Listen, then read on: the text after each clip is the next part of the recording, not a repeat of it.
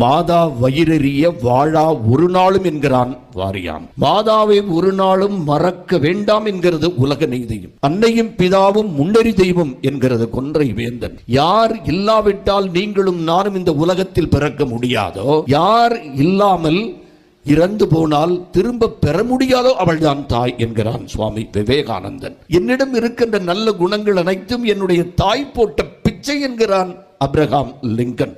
ஒரு தாயினுடைய காலடியில் தான் சொர்க்கம் இருக்கிறது என்று சொன்னார் நபிகள் நாயகம். காரணம் என்ன தெரியுமா?